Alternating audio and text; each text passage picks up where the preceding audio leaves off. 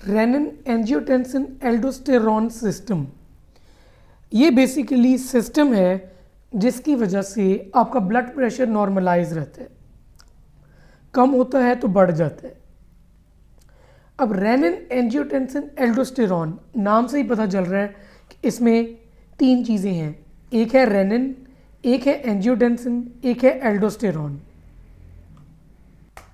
Rennin आती है from the kidney, angiotensin basically आती है एंजियोटेंसिनोजन जो उसकी इनएक्टिव फॉर्म है फ्रॉम द लिवर, और एल्डोस्टेरॉन आता है फ्रॉम द एड्रीनल कॉर्टेक्स, मतलब कि एड्रीनल ग्लैंड से। अब पहले तो मैकेनिज्म समझ लें कि किस तरीके से ये ब्लड प्रेशर बढ़ाते हैं। एंजियोटेंसिनोजन प्रोड्यूस हुआ लिवर से और रेनिन प्रोड्यूस हुआ किडनी से। रेनिन ने एंजियोटेंसिनोजन को कन्वर्ट किया एंजियोटेंसिन 1 में, एंजियोटेंसिन 1 को कन्वर्ट किया एंजियोटेंसिन 2 में एंजियोटेंसिन कन्वर्टिंग एंजाइम ने, जो कि आया फ्रॉम द लंग्स मेनली।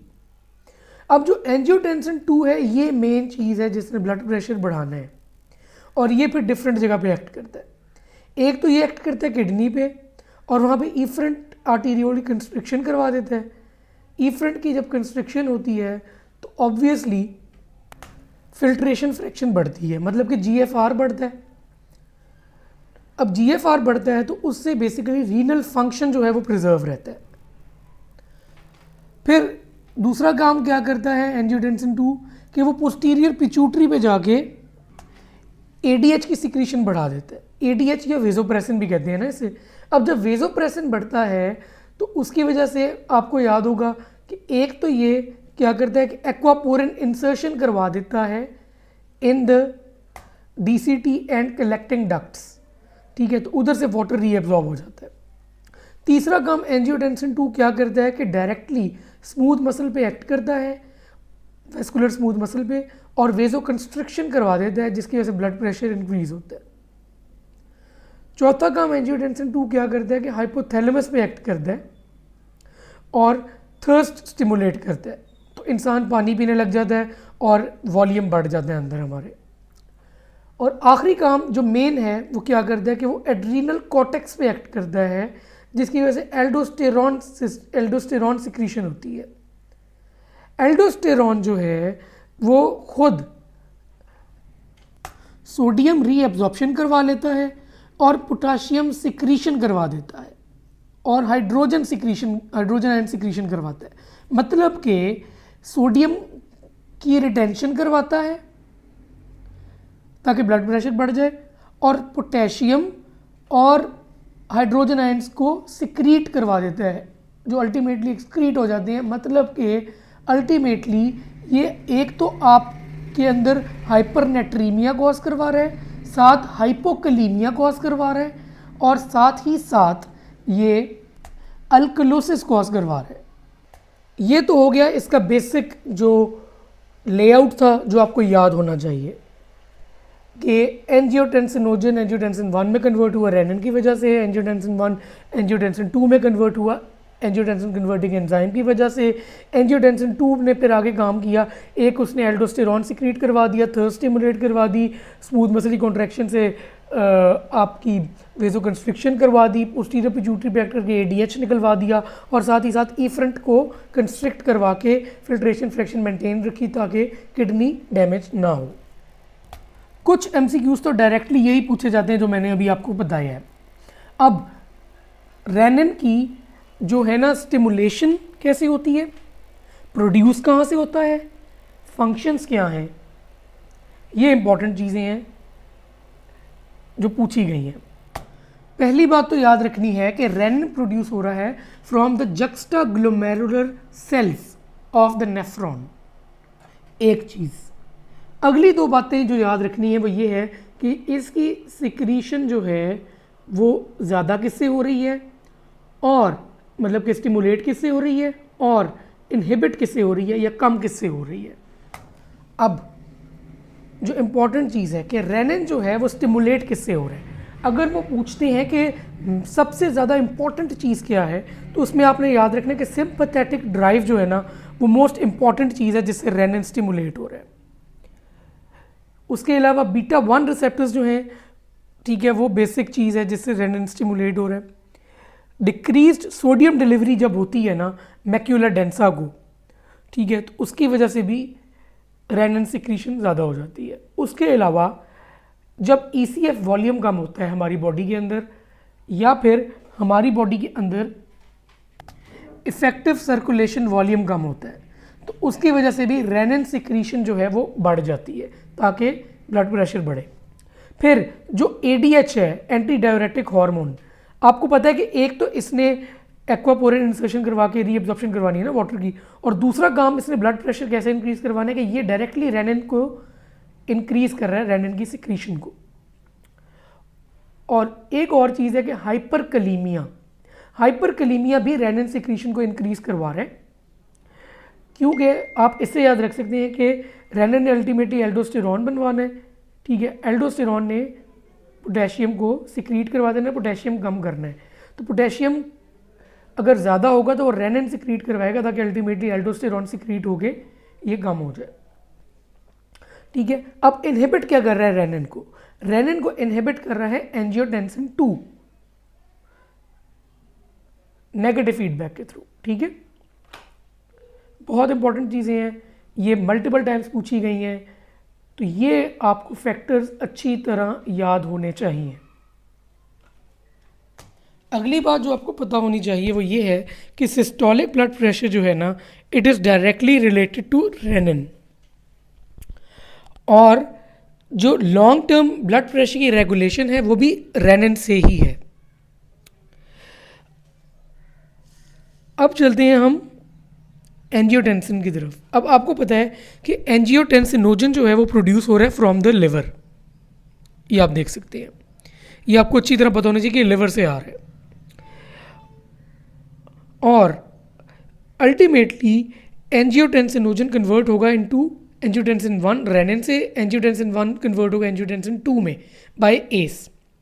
अब अगर कोई इस एंजाइम को हैम्पर करता है, जिसको हम कहते हैं एस इनहिबिटर, जिसमें आपके प्रिल्स आ जाते हैं, कैप्टोप्रिल, इनेलाप्रिल, ठीक है, तो उसकी वजह से क्या होगा कि एंजियोटेंसिन 2 प्रोड्यूस नहीं होगा।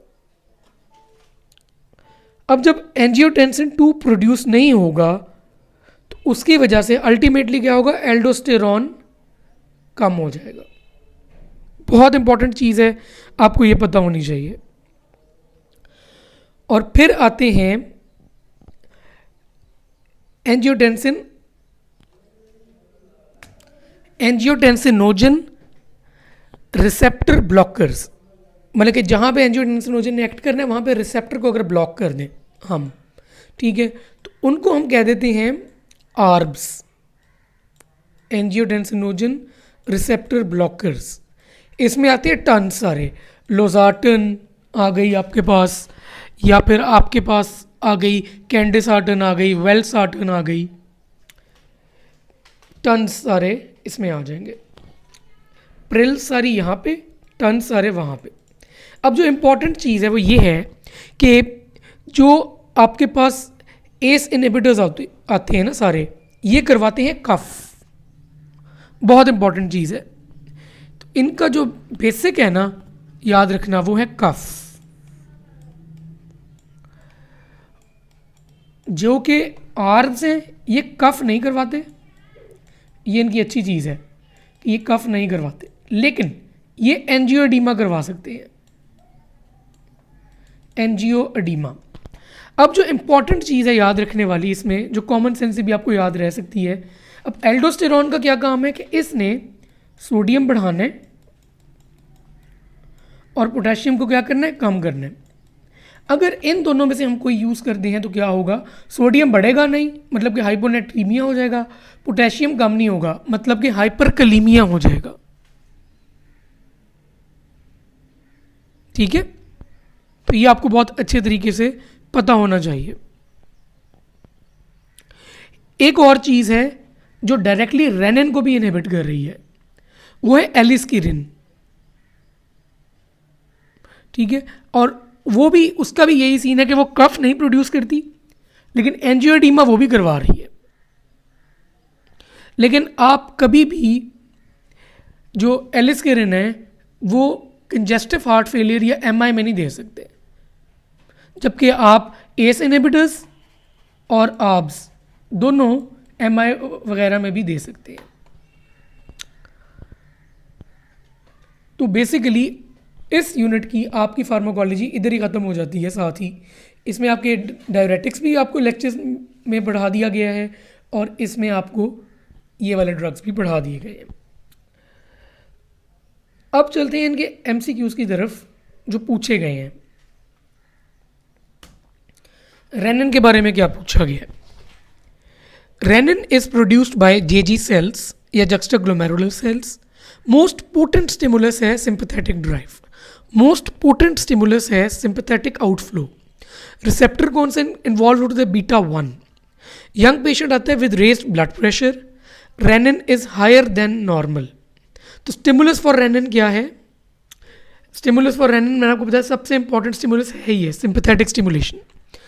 रेनिन इंक्रीज होती है अगर ईसीएफ वॉल्यूम कम होता है, क्योंकि आपने ईसीएफ वॉल्यूम बढ़ाना पड़ेगा आपको अगर ब्लड प्रेशर आपने मेंटेन रखने। Conditions that stimulate renin secretion, vasopressin secretion, ये एडीएच वाली बात है जो मैंने आपको बताई है। Decrease in effective circulation volume, तो फिर जारी बात है रेनिन ही इंक्रीज होगी। Most important change in kidney to preserve blood volume, increased renin. Renin is increased by increased potassium, क्योंकि उसने पोटेशियम अल्टीमेटली कम करना है। Renin is decreased by angiotensin 2। अच्छा ये बहुत इंपॉर्टेंट है, एंजियोटेंसिन 1 नहीं है, एंजियोटेंसिन 2 है। Long term blood pressure regulation is by renin. Systolic blood pressure is directly related to renin. Long term blood pressure regulation is by renin. Kidney secretes erythropoietin, activated vitamin D and renin. तो आपने ये basically याद रखनी है चीज़ें। अब angiotensin के बारे में क्या पूछा गया है? Kidney does not secrete angiotensin 1। कौन करता है? Liver. Yes, angiotensinogen liver secrete करता है जो आगे कन्वर्ट हो रहा है आगे। फिर causes hyperaldosteronism in congestive cardiac failure, renin. अच्छा, कंजेस्टिव कार्डियक फेलियर में आपका ब्लड जो वॉल्यूम है ईसीएफ वो इंक्रीज हो जाता है, बहुत ज़्यादा इंक्रीज हुआ क्योंकि रिटेंशन है, तो रेनिन बहुत ज़्यादा इंक्रीज हो गई और उसकी वजह से एल्डोस्टेरॉन बहुत ज़्यादा इंक्रीज हो जाता है। Angiotensin 2 directly activates the aldosterone. Responsible for net absorption of sodium in kidney, aldosterone. Captopril decreases aldosterone. Captopril क्या था? ACE inhibitor. टर्न आ जाता है तो क्या होगा? ARB. Secondary hyperaldosteronism is due to raised renin. ठीक है, सेकेंडरी की बात हो रही है। Thirst is stimulated by increased osmolarity and decreased volume, common sense है। Thirst is decreased by increased ECF volume, ये भी आपको समझ लग रही है। Thirst is stimulated by activation of renin angiotensin aldosterone system due to angiotensin 2, ये मैंने आपको दिखाया अभी था, ये देखें ये। और आखिरी एमसीक्यू जो पूछा गया है कॉमनली वो है thirst is decreased by baroreceptor afferent. ये सब चीज़ें रेनिन एंजियोटेंसिन एंडोस्टेरॉन सिस्टम के बारे में पूछी गई हैं, तो आपको ये अच्छी तरह आनी चाहिए।